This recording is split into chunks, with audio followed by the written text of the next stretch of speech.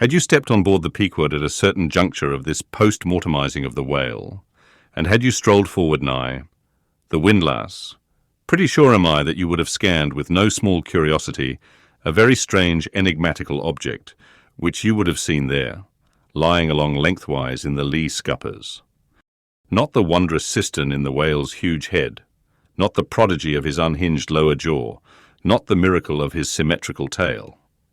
None of these would so surprise you as half a glimpse of that unaccountable cone. Longer than a Kentuckian is tall, nigh a foot in diameter at the base, and jet black as Yojo, the ebony idol of Queequeg. And an idol indeed it is, or rather, in old times, its likeness was. Such an idol as that found in the secret groves of Queen Marcia in Judea, and for worshipping which King Asa, her son, did depose her, and destroyed the idol, and burnt it for an abomination at the brook Kedron, as darkly set forth in the 15th chapter of the first book of Kings.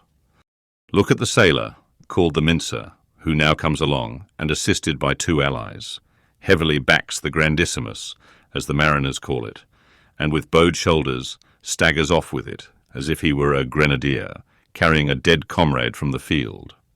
Extending it upon the forecastle deck, he now proceeds cylindrically to remove its dark pelt, as an African hunter the pelt of a boa.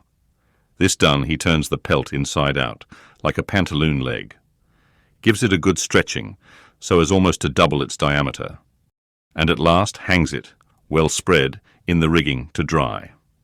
Ere long, it is taken down, when removing some 3 feet of it towards the pointed extremity, and then cutting 2 slits for armholes at the other end, he lengthwise slips himself bodily into it. The mincer now stands before you invested in the full canonicals of his calling. Immemorial to all his order, this investiture alone will adequately protect him, while employed in the peculiar functions of his office. That office consists in mincing the horse pieces of blubber for the pots, an operation which is conducted at a curious wooden horse, planted endwise against the bulwarks, and with a capacious tub beneath it, into which the minced pieces drop, fast as the sheets from a rapt orator's desk.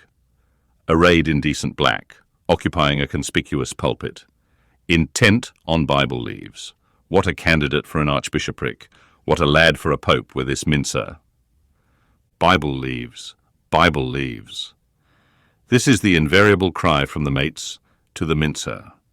It enjoins him to be careful and cut his work into as thin slices as possible, inasmuch as by so doing the business of boiling out the oil is much accelerated and its quantity considerably increased, besides perhaps improving it in quality.